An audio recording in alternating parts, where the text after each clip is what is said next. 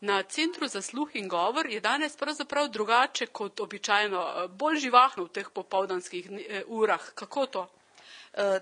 Pripravili smo en interni projekt in to medkulturno, medgeneracijsko in strokovno sodelovanje ga imenujemo in s tem smo želeli popestriti življenje in delo naših otrok.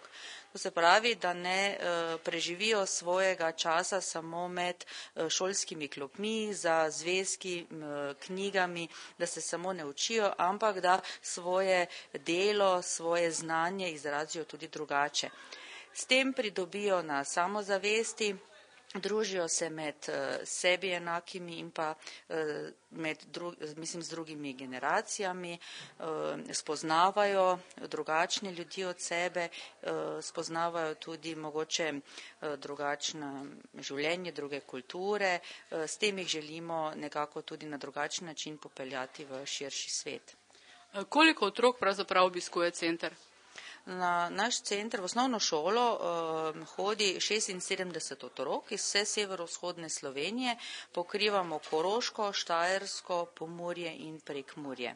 To se pravi, vsaki teden se pri nas zbere kar široka pestra množica otrok. Je bilo za te delavnice veliko zanimanje med njimi?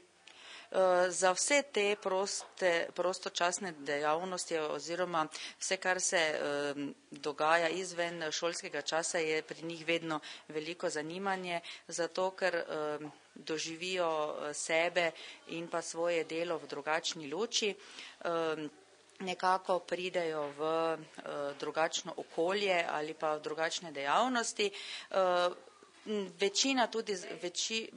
Veliko tudi zato, ker večina otrok prihaja iz socialno šibkih družinskih okolij in niso deležni takih raznolikih stvari v svojem domačem okolju, tako da jim to tudi popestri in osveži življenje. S tem, da boste izdelke, ki jih boste danes izdelali, menda potem prodajali na novoletnem bazarju, ne? Ja, to je pač en takšen zaključek, da mogoče ti izdelki najdejo tudi prave roke, mogoče pravo mesto na kakšni polički, na kakšni steni, res tistega, ki mu je izdelek všeč, obenem pa podari pač majhen minimalni znesek, s katerim bomo potem kupili kakšne didaktične pripomočke, knjigice za naše otroke.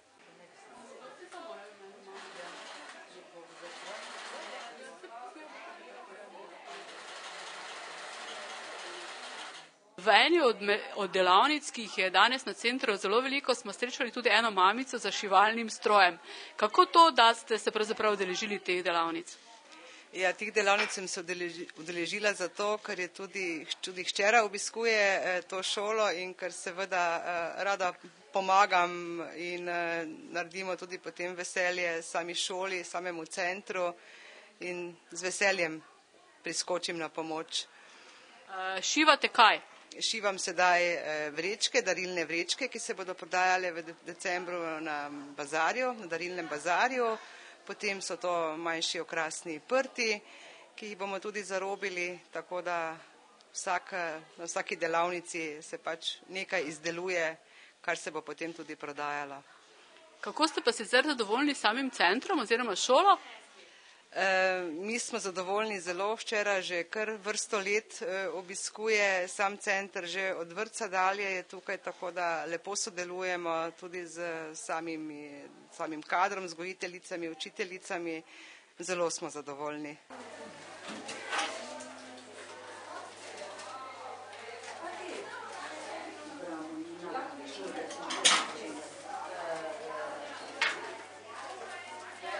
Ti pa si kdo? Dejan. V kateri razred hodiš? 6. Kaj ti danes počneš na teh delavnicah? Ja, zdaj sem delal barvo lesa, pa razne druge. Kaj ti je všeč na delavnicah? Ja, vse.